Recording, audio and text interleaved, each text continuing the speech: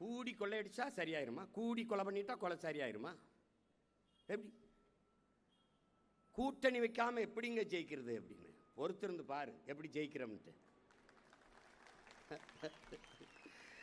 அது ஒரு இது வச்சிருக்காங்க. கூட்டணி இல்லாம வெல்ல முடியாது, ஒன்னால முடியாது.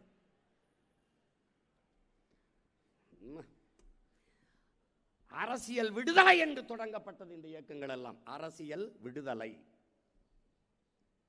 பிறகு அரசியல் வியாபாரமாக மாறி நிற்கிறது. எந்த பக்கம் சீட்டும் நோட்டும் அதிகமாக இருக்கு, வெளிப்படையா பேரம் பேசுறான்.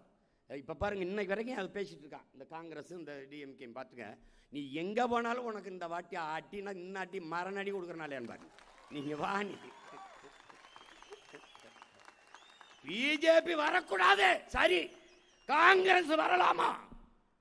எப்படி நீ பிஜேபி எதிர்ப்பிலை காங்கிரஸை புனிதப்படுத்துகிறாய்? விடுதலை பெற்ற இந்த நாட்டை 60 ஆண்டுகள் ஆண்டு நாட்டை சுடுகாடாக்கிய அயோக்கியன் இந்த காங்கிரஸ். என் அப்பா நம்மாழ்வார் சொல்கிறார், மகனே, உலகத்தில் எல்லா தீய திட்டத்திற்கும் நீ வேர் தேடி போனால் அது அமெரிக்கக்காரன் கையில் தான் இருக்கும். இந்த நாட்டில் எந்த தீய திட்டத்திற்கும் வேர் தேடி போனால் அது காங்கிரஸ்காரன் கையில் தான் இருக்கும். எனக்கு ஒரு கொலவெறி இருக்கு, என் இனத்திற்கு ஒரு வன்மம் இருக்கு, பகை இருக்கு. ஏன்?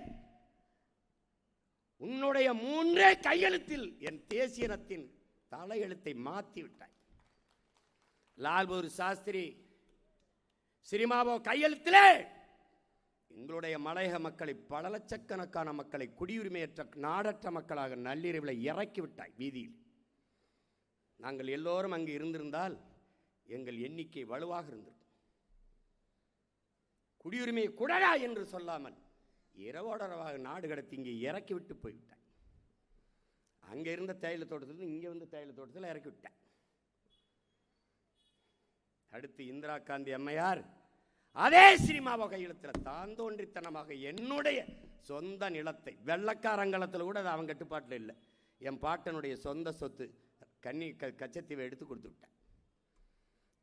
என் மீனவ சொந்தங்களின் வாழ்வாதாரம் முற்றுமுழுதாக சிதைக்கப்பட்டுச்சு. கச்சத்தீவு எனக்குன்னா கடல் தூரம் அதிகம், அவனுக்கு கடல் தூரம் அதிகம். நான் எல்லை தாண்டி வாரேன்னு சுட்டுக்கிட்டு இருக்கான், நீ பார்த்துக்கிட்டு இருக்க.